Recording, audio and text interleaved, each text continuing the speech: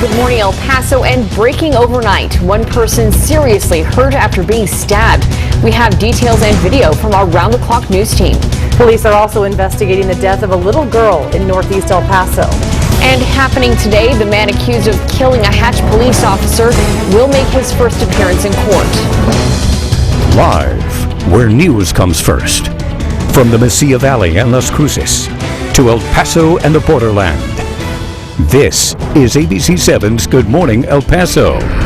Rise and shine. A very good morning to you, El Paso, Las Cruces, and Juarez. I'm Stephanie Valle. And I'm Floren. Good morning, everyone, and happy Friday. Let's get our weekend forecast. Yes, and Nicole Gomez is standing by. Hi, Nicole. Good morning. Currently, we're seeing dry conditions in El Paso and Las Cruces, and our temperatures aren't too bad to start out the morning. Rain chances will go up just slightly throughout the afternoon, and they look much better for us throughout the evening hours. Our temperatures today running slightly above average. Again, rain chances will increase and as storms develop. Of course, that means we could see some lightning. Throughout the morning, we will be watching Doppler radar and, of course, tracking those temperatures because, again, we'll see an increase in temperatures this afternoon. Coming up at 6:07 with your weather and traffic on the 7s, we have a look at your ABC7 WeatherNet sites, Northeast El Paso and East El Paso. We'll take a look at temperatures across the region, plus your bus stop forecast. That's coming up. Hillary? Looking forward to it. All right. Thanks, Nicole. And now we begin with breaking news out of Northeast El Paso this morning. El Paso police investigating a stabbing that happened just after 2 a.m. on the 9400 block of McCombs. This is video of that scene from our round-the-clock crew. Emergency dispatch saying one person was taken to the hospital with serious injuries. We are working to get more information right now on what exactly happened. You can look for updates on KVIA.com. El Paso police are also investigating the death of a baby girl. ABC7 working to confirm how this one-year-old died. Police say it happened at a home on the 8300 block of Mercury Street near US 54. A spokesperson for the fire department tells ABC7 the baby girl was taken to the hospital with life-threatening injuries yesterday evening, and she later died. The Crimes Against Persons Unit is helping with the investigation. It's been a week since Hatch police officer Jose Chavez was shot and killed during the traffic stop. Happening today, the suspect, Jessie Haynes, is expected in court. Good morning, El Paso's Denise Olivas joins us live with more on this. Denise? The Doñana County Sheriff's Office says Jessie Haynes pulled the trigger and shot Officer Jose Chavez, who later died at El Paso Hospital. The 38-year-old will appear before a judge this morning at 8:30. He was at University Medical Center here in El Paso all week being treated for a gunshot wound. Investigators say after shooting Officer Chavez and speeding off, Haynes then shot himself in the groin. ABC7 confirmed that Haynes was released Wednesday night and is now in federal custody. Haynes is charged with first-degree murder, willful and deliberate, and he is also facing a federal carjacking and firearms charges.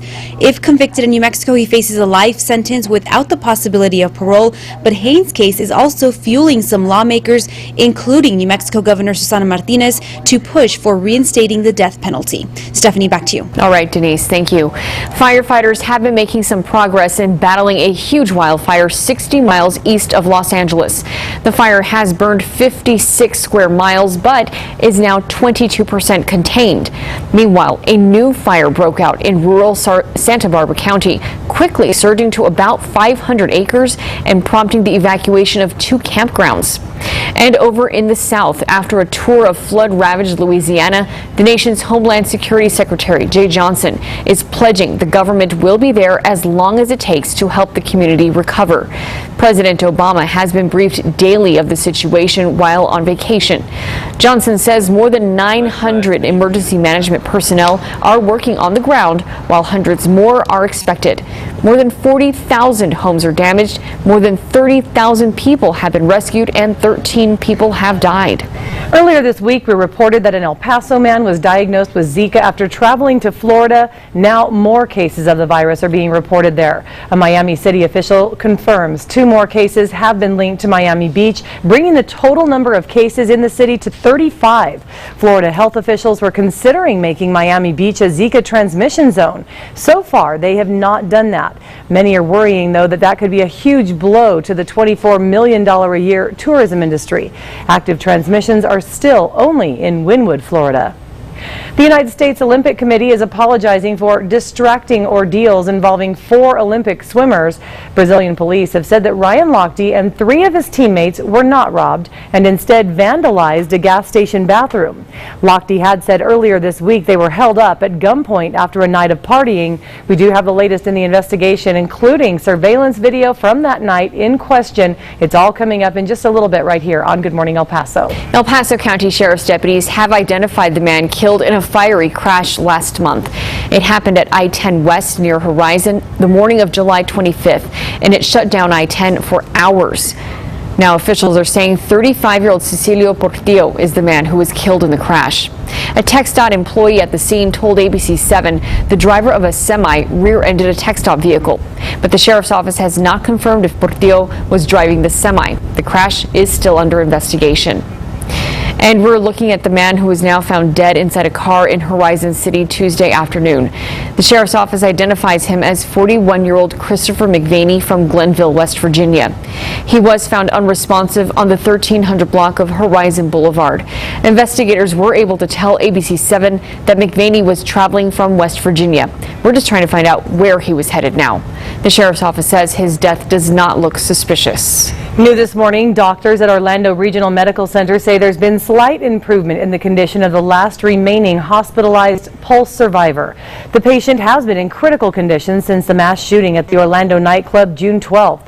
According to the Orlando Sentinel, the patient's condition was upgraded on Tuesday to guarded. No other information was given, and we do not know the patient's identity. 49 people were killed in the Pulse nightclub attack and more than 50 others injured. We're now coming up on 6:07. Time to pause now for weather and traffic on the 7s. Hi, Nicole. Good morning. As you get the kids ready for school, dropping them off, temperatures will be in the 70s. By the time you pick them up, mid-90s. Currently, our ABC7 WeatherNet site showing temperatures in northeast El Paso read 70 degrees. And we're also in the 70s just outside of the ABC7 studio, Texas Tech Health Science Center. Comfortable temperatures to start off your morning. Doppler radar showing us it's dry out there right now. Rain chances will gradually start to go up, but we do have a few clouds in place. Calm winds. Our relative humidity is currently in the 70s, so it is a little humid out there. Las Cruces 64, relative humidity is at 83%, north winds at 6 miles per hour. Ruidoso 50s is where you're currently sitting. We're at 62 degrees. Van Horn at the Pass 61, and Sierra Blanca 62 is your current temperature.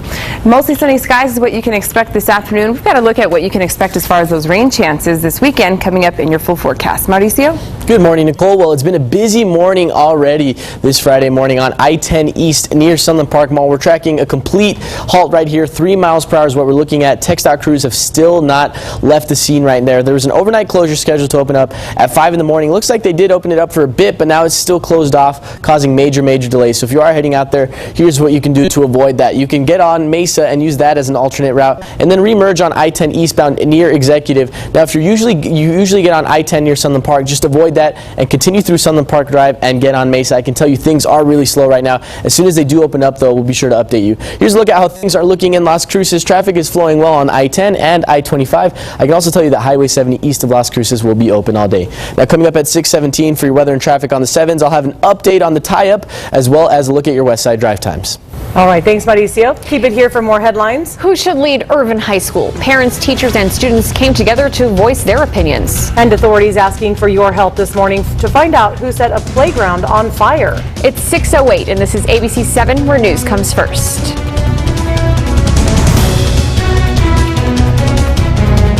You're watching ABC7's Good Morning El Paso with Hillary Floren, Stephanie Valle, and live reports from Denise Olivas.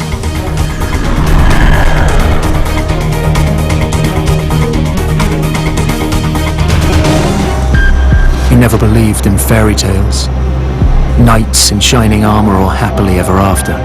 But you believed when the right one came along, you'd be ready. Time to shine.